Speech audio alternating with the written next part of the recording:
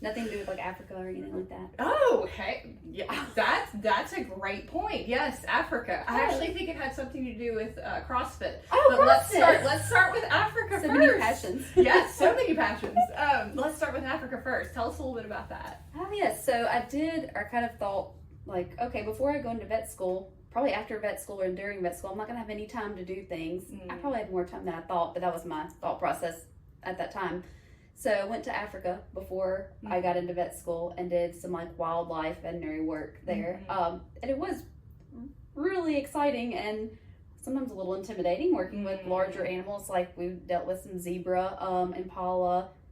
We did have some wildebeest that we were like castrating, some white rhino. That was really cool. But yeah, also like, standing around and I'm like, I'm surrounded by rhinoceroses. So yes, it was interesting. But yeah, it was a very enlightening, eye-opening experience just to go there and serve. Be a different vibe, I'm sure, than kind of small animal practice. Definitely. Definitely, yes. I think it would be probably most relatable to a large animal type of situation. But yeah, you're usually, especially with wild animals, you're like darting them with dart guns and things like that for sedation. So I guess it almost has more of like a zoologic kind of background to it / large animal vibe to it, but yeah, definitely different from small animal practice. It's still, I'm sure that was still a great experience. It was. So Yes. Once in a lifetime thing. I always try not to be too jealous when I see your pictures. Hey, you can go. Go do paperwork for them. Hey, we're like, that's an important part. Medical records are super important. This is true. Okay, and yes, so Africa, and then another interest that I know is very close to your heart. Oh, yes. Is CrossFit. Yes. So, and you should see the guns on Dr. Stribling. Ooh.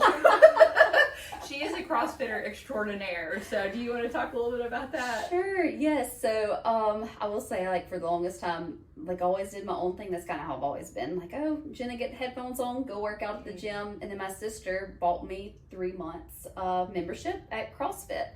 And I was like, well, this is different. Like, you work out with a group. I'm not so sure. Oh, I love it. I mean, it's a whole different ball game of, I guess, workouts. It truly is based on like functional fitness, so what you would use in everyday life, but you do some Olympic lifting, some gymnastics moves. I think it's just honestly why I love it is like you always have something to work on. You're never going to be like the perfect CrossFitter. So you're always striving to improve or work on something and getting fit at the same time. So probably works well for a type A type personality like me. But yeah, I absolutely thrive there and love it.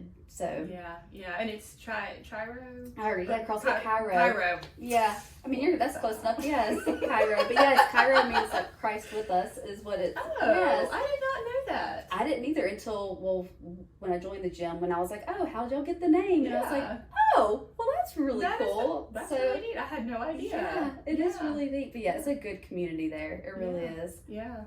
So, just as we kind of wrap up our little talk here, any other interests you'd like to share with us, or any thoughts, or interest? Manatees come to mind, but I also just went and swam with them. Manatees, so I love manatees. And just a little verbiage out there: they are endangered species, and you can go and like engage with them in the wild, but I don't know that will always be the case, just with how the laws and protection acts are, understandably so, but.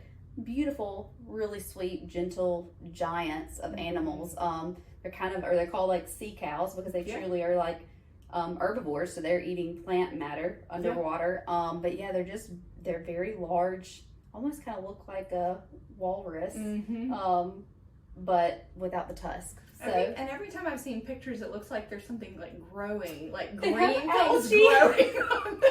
That is very true. So yes, they actually do. Algae does grow on them with how they're very superficial, like aquatic animals. So they really don't go very deep. So algae does grow because they're right underneath the surface oftentimes, which also makes them more prone to like boat strikes, which is one of their number one injuries.